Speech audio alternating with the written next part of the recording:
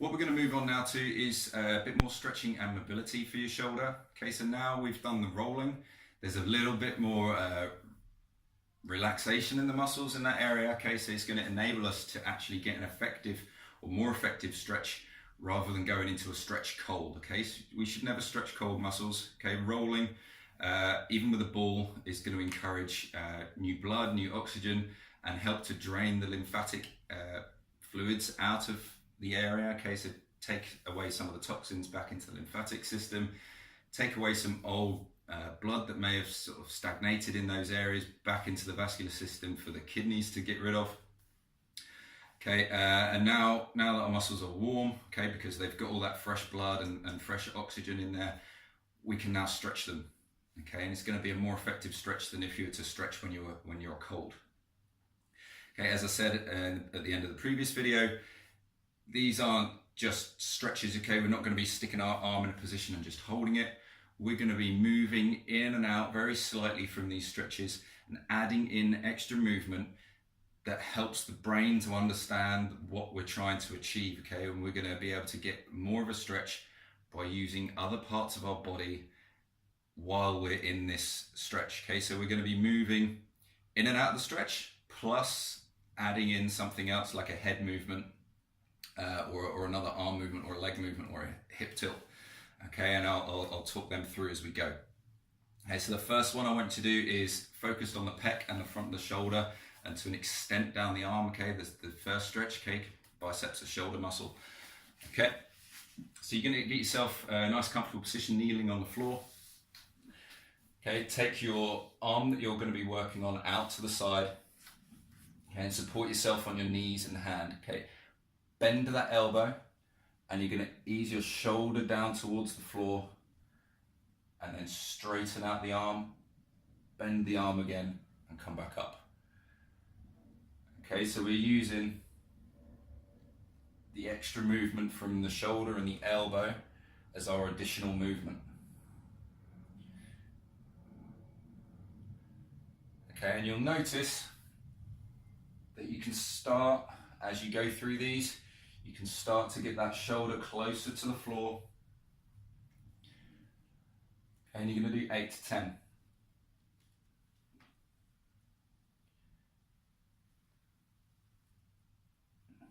Okay, if you're struggling to get down to the floor, you can put your arm up on a step or on a Swiss ball or something a little bit higher up, okay, because you might not be able to get all the way down here. You might need to be a little bit higher.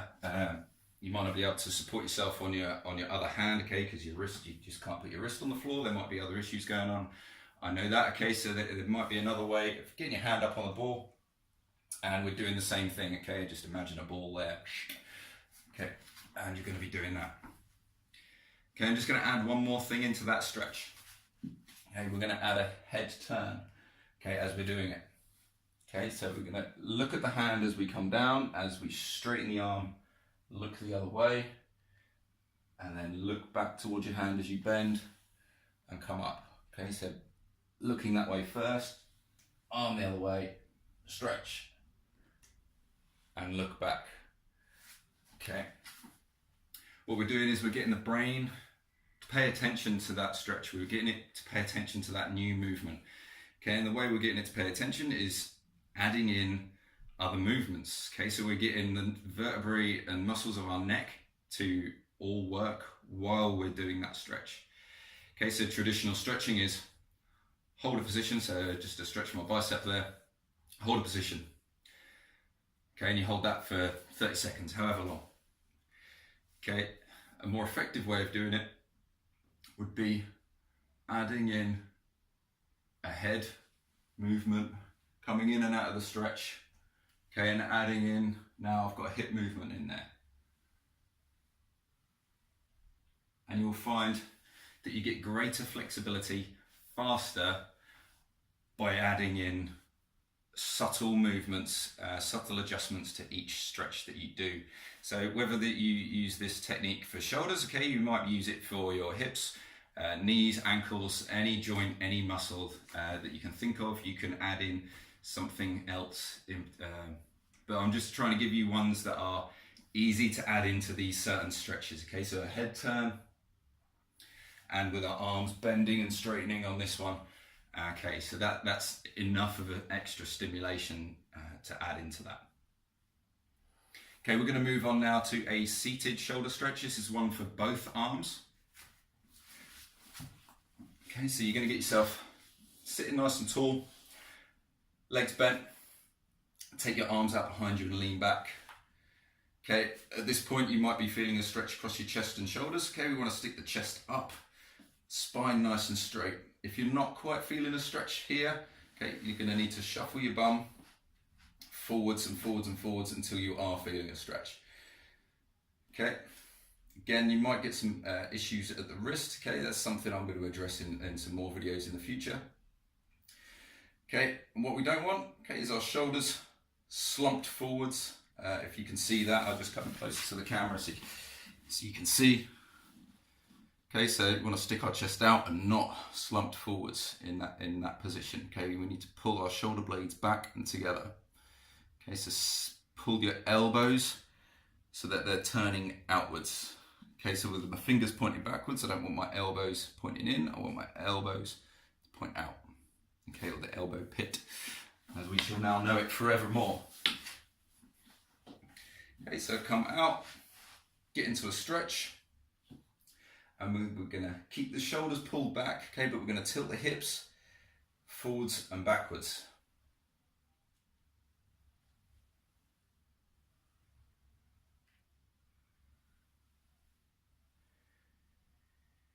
Okay, and again, we're going to go for 8 to 10 reps of that, repetitions. Okay, if you're struggling with moving your hips, tilting each way, okay, we can add in, again, and we can do a head movement.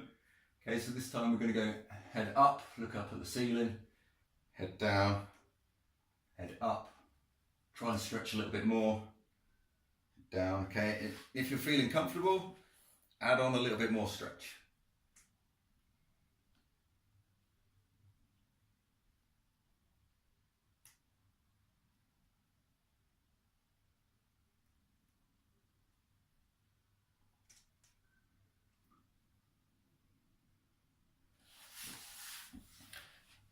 Okay, final stretch we're going to move on to is a laying pectoral stretch.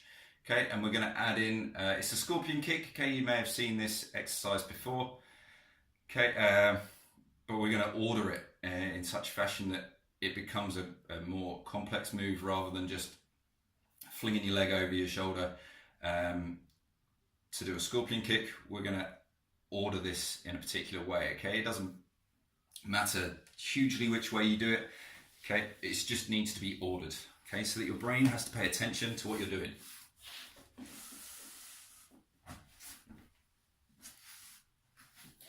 So you're going to lie down on the floor. The arm that you're trying to stretch, we want to stretch that out to the side, keep it straight and flat to the floor. Look to the way that you're going to move. Push your body with the other arm so that you're now getting a stretch in this left arm, okay, the one that's closest to the camera. Okay, so you're getting a stretch across the chest and shoulder in there, and then you're going to bring your leg up and then try and kick your hand. Okay, you might not get that far, okay, and then we're going to come back in that same order, leg first, body next, and then head, look back at your hand. Okay, it's head first, body over, pushing through the other hand, then scorpion kick up towards, to try and meet the hand, the arm that you're stretching. Leg back, body over, head next. Okay, and again, you're going to repeat that 6 to 8 times. Okay, that's going to give your body a nice, good chance to get in a really good stretch into that whole anterior portion of your shoulder and chest. Okay, that's going to really release out your shoulders. Okay, the next video in this introduction is going to be showing you a couple of basic exercises that are going to help you get some, reconnect your brain with this area so that you can get some new movement back in there. And we're going to be using both shoulders on this. It's a little bit easier for your brain to figure out 2 joints moving together if they're doing the same thing, than one doing one thing and the other doing another. Okay, so it's like tapping your head and rubbing your belly at the same time. Okay, brain finds that quite hard.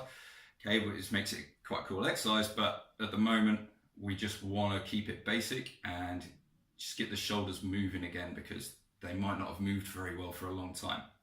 Okay, so next video is going to show you that.